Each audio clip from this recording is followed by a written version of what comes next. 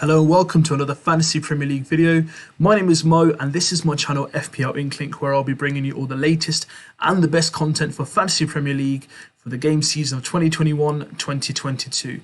Before we begin, today's video is going to be continuing on from my club by club guide for the Premier League teams in this season for the FPL game, and today I'll be doing Spurs as the guide of the club that I'm going through. Before I begin, guys, if you haven't subscribed yet, hit that subscribe button, help me reach the 1k subscribers mark. And in addition, if you like the content, all you got to do is hit that thumbs icon, and you got to let me know how you found the content. So let's start off, guys, and let's kick off with Spurs. So we'll start with the goalkeeper. So they're number one for the last couple of years running, Hugo Lloris, owned by almost 5% of managers, guys. 5.5 mil in price. He got respectively 149 points last season. Played pretty much every minute. He got 12 clean sheets. Now, it wasn't the best season for Spurs last season by any stretch of the imagination. They had Mourinho up front. They were actually leading to win the league around December before they played Liverpool, and that's where it all kind of like went downhill from there. They got a new manager in temporary. He's now gone.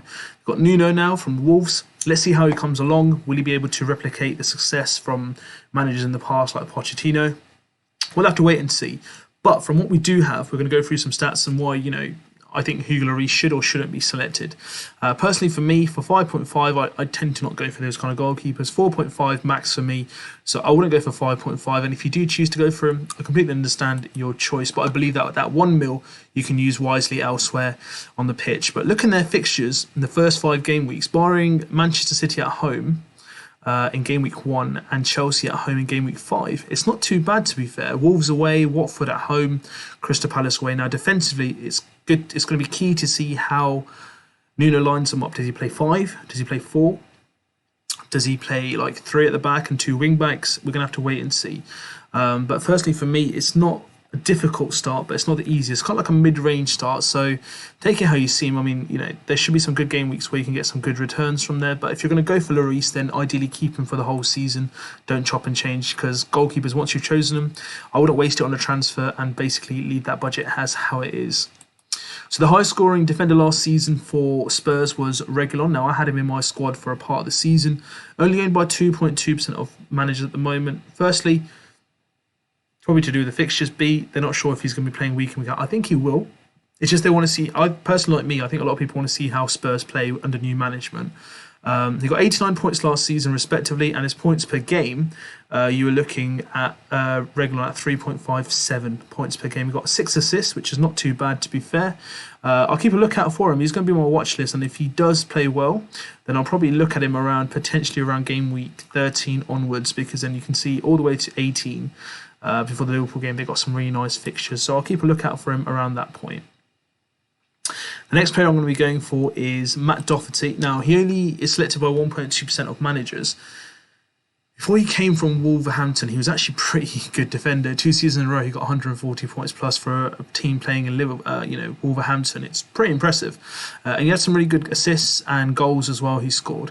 But last season, he didn't get the time. He only got 2 assists and didn't really get the chance. But I believe that this season, the reason why I've highlighted him here, I think he'll get a chance to play back in his right wing-back position, which would be worth seeing. And with Tottenham, if he gets time, he can score goals as well and give assists. So keep a lookout for him, guys. This is my star recommendation. I know there's a lot more like Kane and Son. That's the obvious. But this is my star recommendation, guys. Keep a lookout.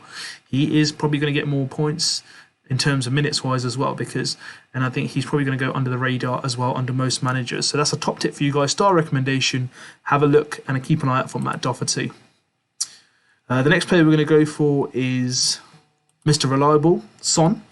So 13.4% of managers own him, 10 mil in price, which is a very decent price. 228 points last season with 11 goals and 17 assists. He averaged 6.58 points per game, and he got 26 bonus points, guys. This guy is a reliable machine. He is so good. Whether Kane stays or goes, it'll be worth seeing how he can play without him. But you know what, guys? He's really, really, really underappreciated for me in the FPL game. I haven't got him in any of my drafts yet. I really want to see how Nuno fares up with him. But if he does continue the same form from last season, believe me or not, I will get him back in my squad. I just want to see how they line up. I want to see how Tottenham play. This guy is definitely to look out for. And of course, he'll be a star recommendation from Spurs as well.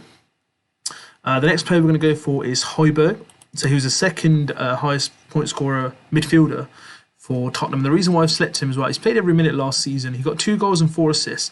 He's only worth 5 mil, guys, selected by 3% of managers. And, if you want this kind of a player, on your bench, at least you know he'll be playing week in, week out. But if that's too much for your bench, I've seen some managers go for a 5 midfield with Højbjerg in there. So I don't really agree with that kind of a draft, but I would definitely not have him in my 4 because I think it's just not going to be worthwhile in terms of the investment of 5 mil.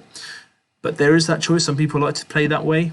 Let's see what your thoughts are. But I thought I'd bring him in just to let you guys know. In terms of points per game last season, guys, Højbjerg, got 2.81 points per game. Now for 5 mil, not a bad shout whatsoever. Obviously, last but not least, captain Mr. Harry Kane himself, already owned by 28.5% of managers, 12.5 mil in price. The second, the joint highest valued player in the game, 242 points respectively last season, 23 goals, 14 assists. So he got a return pretty much every game. And that's what makes him so special. 40 bonus points as well. Last season, he was averaging 7.07 points per game. So it shows that he's got the, attribute to consistently deliver over the course of the season. Now, whether he stays at Tottenham or he goes to Man City or Manchester United, it's still to be seen. Will he be able to replicate that same form that he had at Spurs last season, the seasons before at those clubs? For me, he can, because this guy is so reliable. He takes free kicks, takes penalties, isn't selfish, he will pass it. And those 14 assists last season just made it even more evident of how amazing he is and how selfless this guy player is. He's not selfish at all, he's selfless. He's literally, he'll pass the ball to make sure the team scores. And that's what makes him such a good attribute or an asset for FPL itself. So that's Spurs teams, guys, in a nutshell for you guys. Let me know what your thoughts are. Have I gone through the players that you're looking at yourself? Have I made it a bit clearer for you? Have I not discussed the players that you're looking at and you want some more information? Just drop me a comment or contact me on my social media. Let me know and I can help you guys out with some more information around that. If you haven't subscribed yet, guys, hit that subscribe button. Help me get to the 1K subscribers mark as soon as possible. If you like this content, hit the like button. Let me know what your thoughts are. In addition, if you want the latest notifications for my content, then all you need to do is hit that lovely notifications bell icon and you'll be notified as soon as I do release my content.